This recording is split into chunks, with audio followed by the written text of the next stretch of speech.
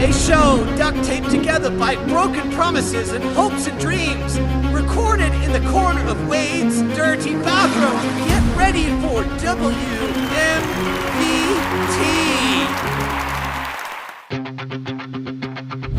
You're looking at thousands of hours of practice, early mornings, injuries, repetition so mind-numbing the average person would quit. But why do they do it? It's not for fame or money. Most of them will never see either, and they don't care. They do it because they're obsessed. They want to be the best. This level of discipline commitment is impossible to fake. And whether they realize it or not, they're setting a standard, quietly pushing the next generation to be better.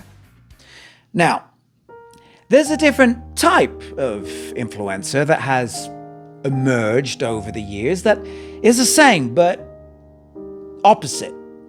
Today, you have people like this. Let's go get banned. Let's go get banned from another Walmart, all right?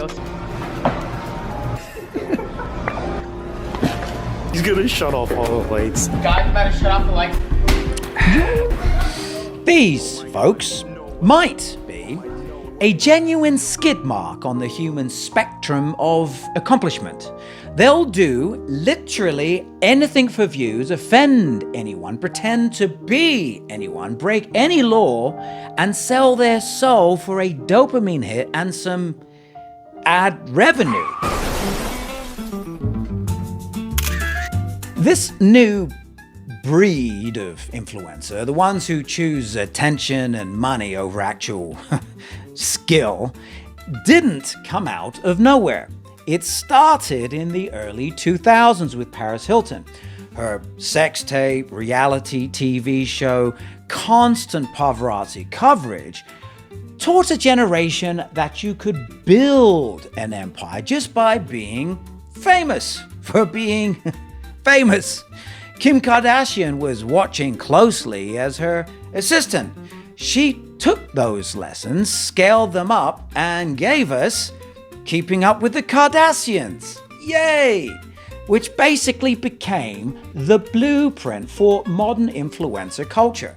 Now we have millions of people trying to copy that model, acting outrageous, manufacturing drama, pretending to live lavish lives to get views.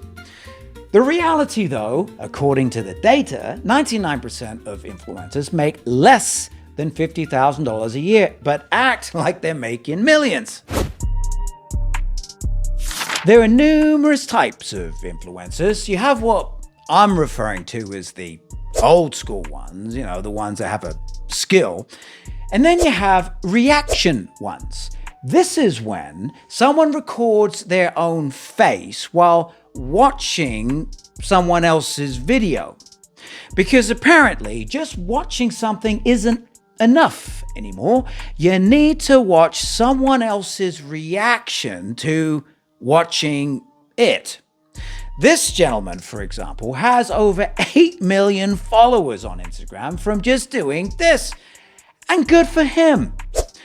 And then you have AI models like this one that aren't even real people. However, they're making millions of dollars through lucrative endorsement deals and have large teams of people fabricating content daily. Lastly, there's lifestyle influencers that don't really seem to do much of anything other than pretend to be something that they're not. Living lavish lifestyles to attract attention that leads to followers, then money, but according to AI, 99% of them max out at around $50K a year.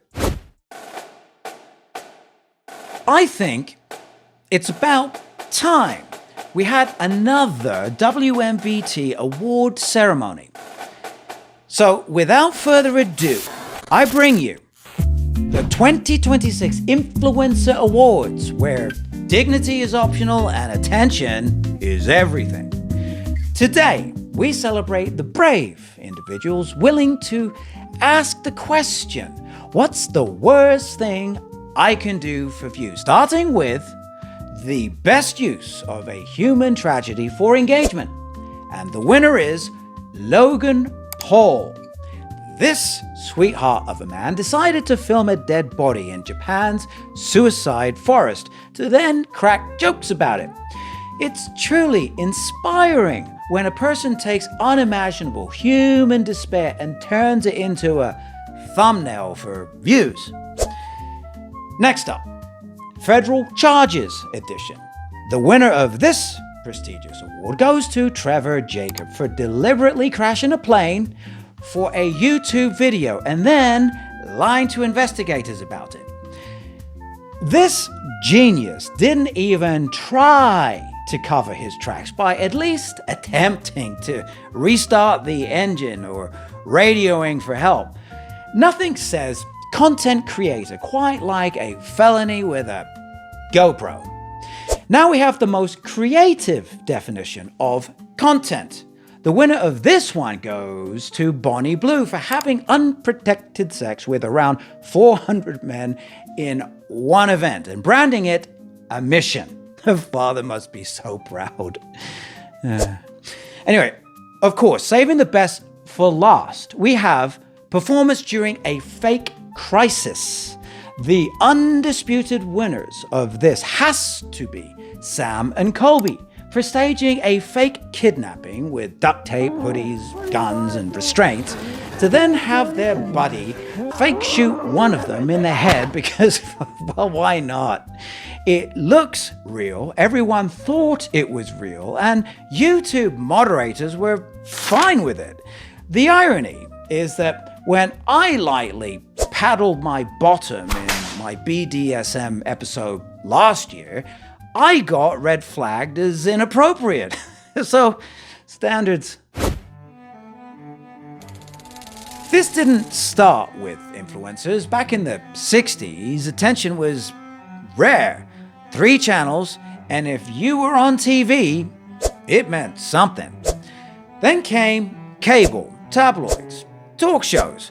You didn't have to be great, just interesting. Then came reality TV, and all of a sudden, you didn't need talent at all, just willingness to be watched. And then we removed the final barrier with social media. Now, there's no gatekeeper, no filter, and if you have a phone, you can have your own show. Influencers aren't really the problem. They're just a reflection of what we watch, what we reward, what we click on.